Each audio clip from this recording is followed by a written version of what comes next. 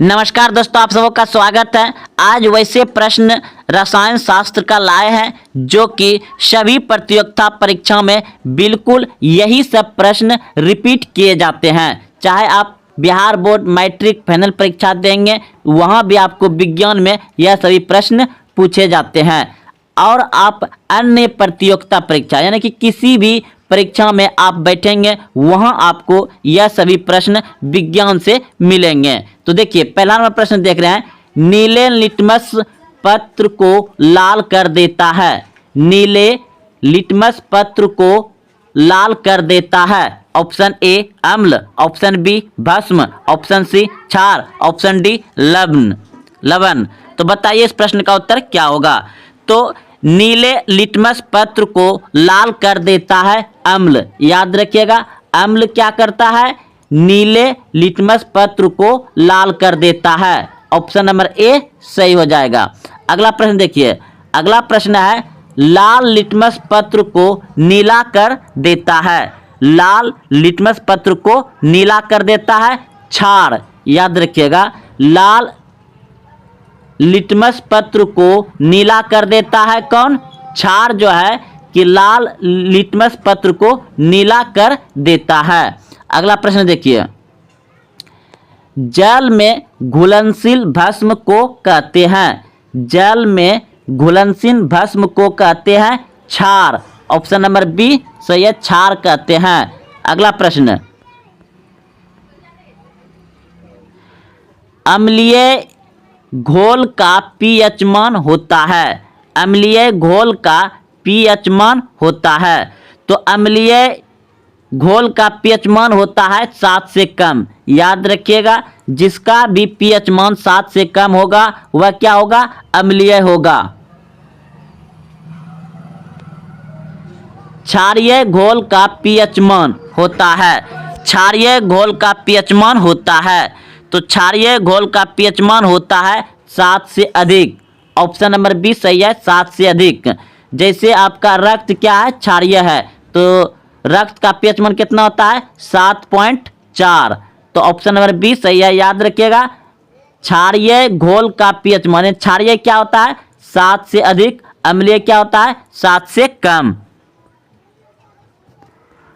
उदासीन घोल का पीएच मान होता है। उदासीन घोल का पीएच मान होता है 7।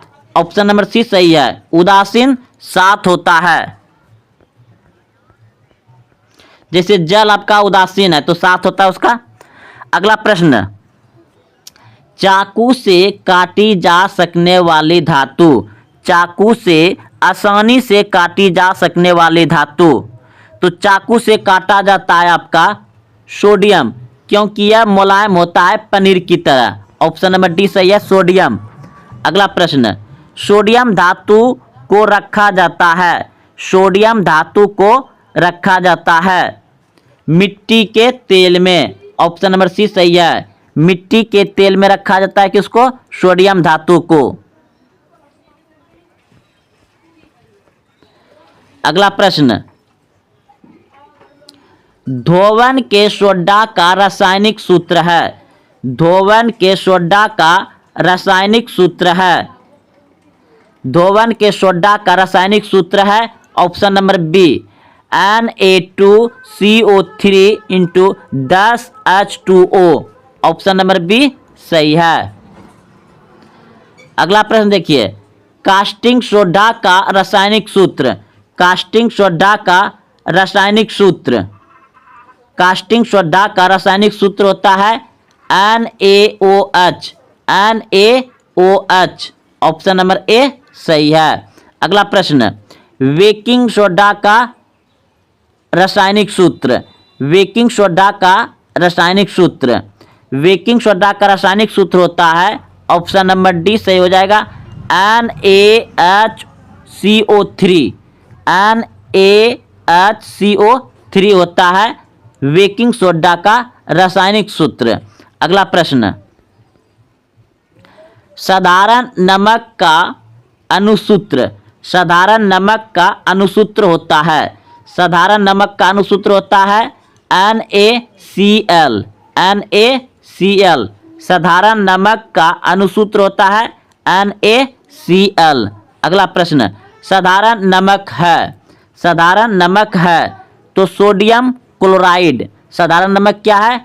सोडियम क्लोराइड, याद रखिएगा, साधारण नमक है सोडियम क्लोराइड।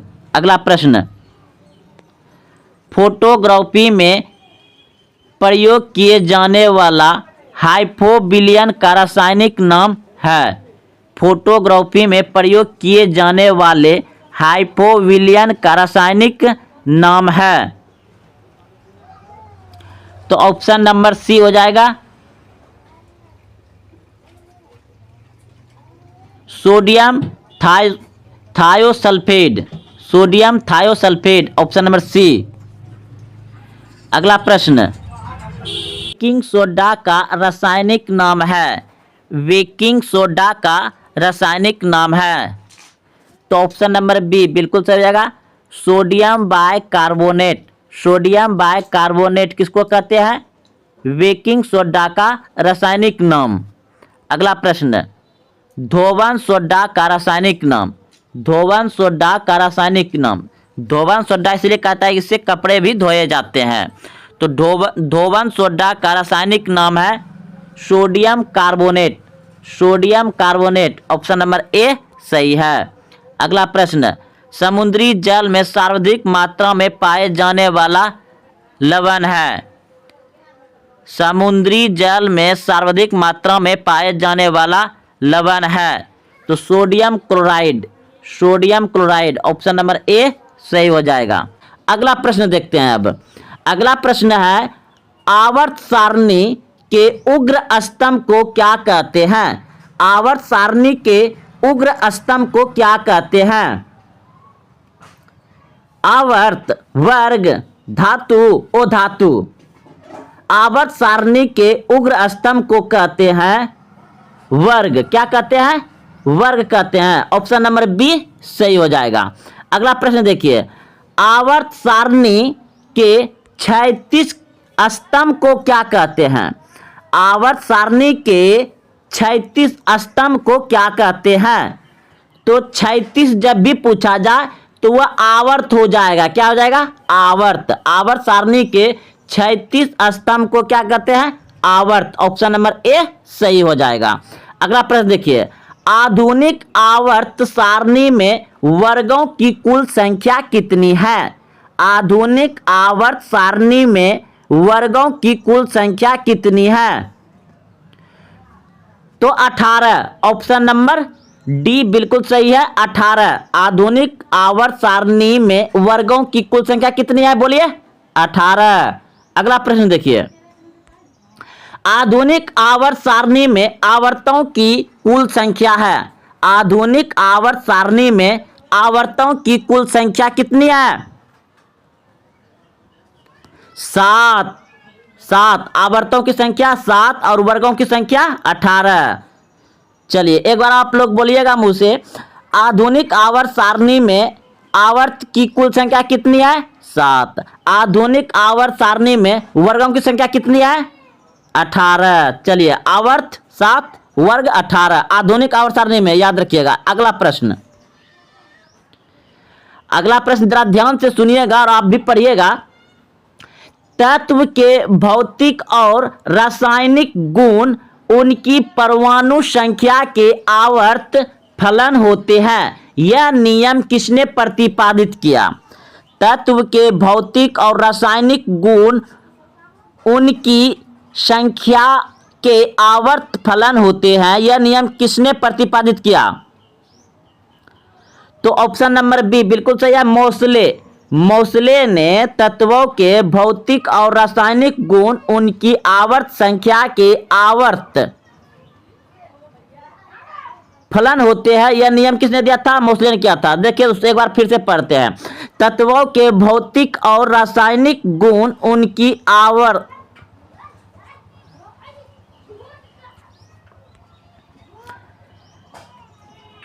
तो प्रश्न एक बार ध्यान से पढ़िएगा आप भी और हम भी पढ़ रहे हैं। तत्व के भौतिक और रासायनिक गुण उनकी परमाणु संख्या के आवर्त फलन होते हैं।